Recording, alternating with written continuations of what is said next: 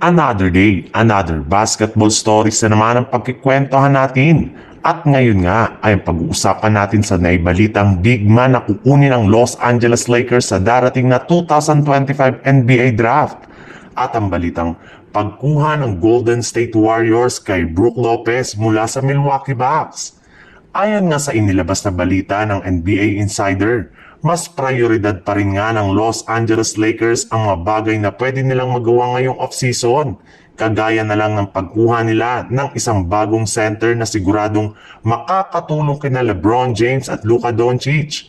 Sa katunayan, kahit man nga hindi pa nagsisimula ang off-season ay naglilista na nga po sila ng mga bagong center na afford nilang makuha sa isang trade sa mga susunod na buwan. Bukod rin nga sa pagkuha ng bagong center sa isang trade o free agency, ay balak rin naman nga na gamitin ang kanilang hawak na 55th overall pick sa darating na 2025 NBA Draft para lamang makakuha nito. In fact, majority nga sa mga pinapa-workout nilang draft prospects sa loob ng kanilang pasilidad ay puro mga big man. Kagaya na lang ni Hansen Yang na isang 7'2" na Chinese center na kayang makapagbigay sa Lakers ng elite length at size na kailangan ngayon ng kanilang kupunan para sa next season. Napakabilis rin naman nga nito tumakbo sa loob ng court. Merong shoot blocking ability at higit sa lahat, merong sapat na skill para makasabay sa NBA.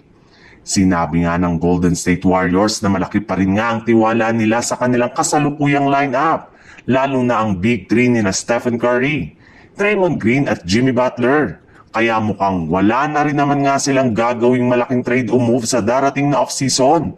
Sadyang may ilang mga bagay lang naman nga silang aayusin dito kagaya na lang ng pagkuha nila ng isang bagong center na makakatulong sa kanilang frontcourt. Kita nyo naman nga kung gaano sila nahirapan laban sa mga malalaking big man ng Houston Rockets at Minnesota Timberwolves sa dalawang serye sa playoffs. Kaya masusolusyonan nila ito ay plano na nga po nilang kunin si Brook Lopez na isa na rin naman ngang ganap na unrestricted free agent matapos ang magtapos na ang kanyang kontrata sa Milwaukee Bucks. Kaya libre na nga nila ito na makuha sa free agency market nang wala silang isinasakripisyong assets.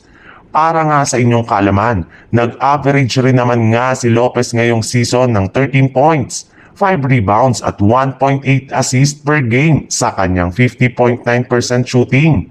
Meron rin naman nga itong decenteng shooting sa 3-point line.